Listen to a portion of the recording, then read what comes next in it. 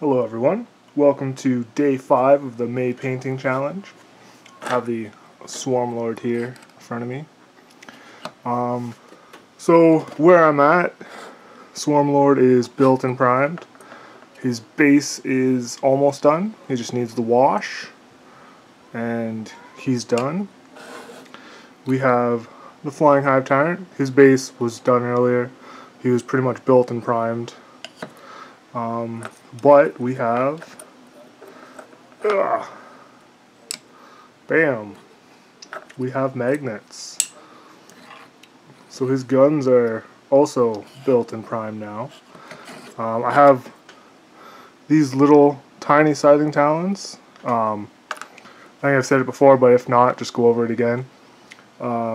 He has 2 arm sockets. I converted this guy before they had a Flying Hive Tyrant model, and I actually used the Devour, or what I'm using, or most people use for the Twin Link Devourers right here. I'm using those plus another weapon from the Tyrannifex kit to make a little bit more bug-like wings that were closed. And there's going to be clear plastic kind of in there when he's fully done. I don't know when. I actually don't know if I'm going to keep doing that. I might change it up, but that's not part of this challenge.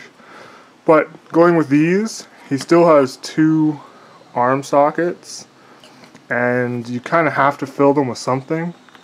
So these are from the Malloc Trigon Prime kit, and they fit underneath. They're just little tiny things, and that goes over top. It's more just filler so that it's not empty arm sockets, and they're magnetized to match some of the other models. I have a Carnifex kit, so I can put the same loadout on him, and then have the little scything talons too. Because technically the gun takes up 2 arms, so I just wanted to make that a little better. So we have him, those 2. We have Tyranid Prime, fully primed. His base just needs a wash too. I primed everything, so I just started moving ahead with some of the basing. This base is pretty much done, just needs the wash. Old One Eye's base is all done up, so he'll off camera. Sorry about that, guys. So he's going to be like that. I'm going to have him standing up a little higher just to give him a little more dynamic pose. But he's also built and primed. And then we have the Tervigon, who has his magnets. I went with the tank magnets just because I couldn't find mine, so I had to go buy them, and they just work really good. And they seem to attach really good. So all I have left for my first week goal is to prime this arm. Boom, just like that. So once that's primed, I'm done my primary and secondary goal for my army. Just leave them sideways so there's something to look at. Little gaunts coming out. So day 5 question: what is the pride of your collection and why? My main miniature, my main man, would have to be my old Zogwart model I did.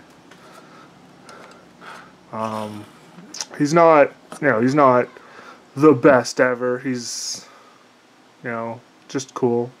He was a really fun project. There isn't too much converting. He's just on a round base instead of square. He's got snakes coming out. His base is covered in snakes down there.